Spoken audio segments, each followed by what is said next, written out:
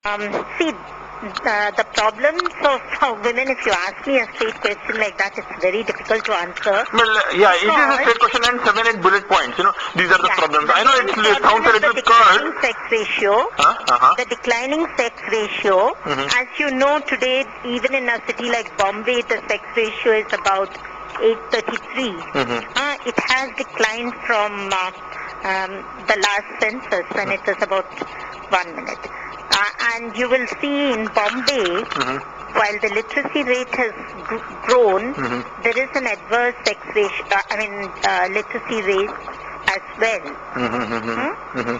So you can say that the girl child is discriminated from the womb to the tomb because of the adverse sex ratio, as I was saying.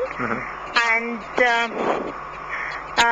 throughout, she's denied entitlements in the household, entitlements to better education. When you go into the slums, and you will see that if a parent has to make a choice, they will send their son to a private school, but send their daughter to a municipal school. And they are withdrawn. There is still child marriage even in a city like Mumbai.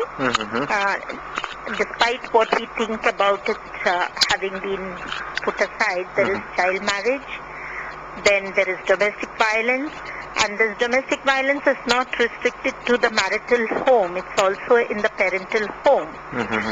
Food, denial of nutrition. Because there's always a son preference and better food is given to the man. Then what else can I say? Domestic labor. Some of the reasons why the girls are withdrawn from school is because her labor is needed to maintain the household.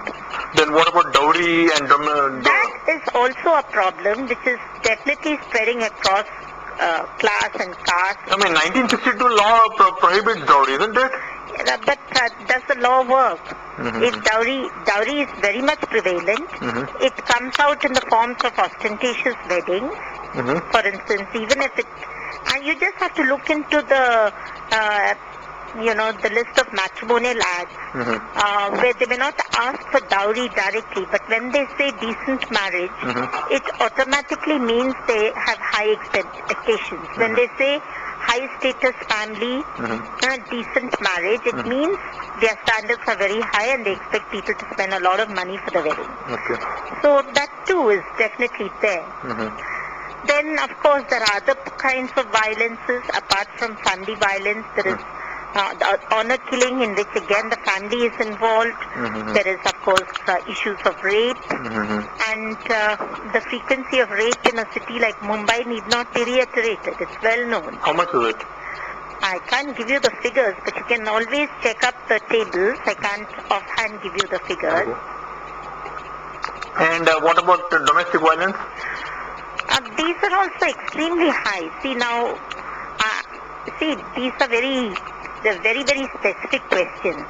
The fact that it prevails, it should not matter how much or how less. That's not the issue. The issue is that these forms of violence are tolerated by society, and that the courts don't really take cognizance of, because it takes so long to get, hardly any cases get reported, and when they are reported, it takes a long time to get justice, and very often the courts exonerate the man, like the Kasliwala case.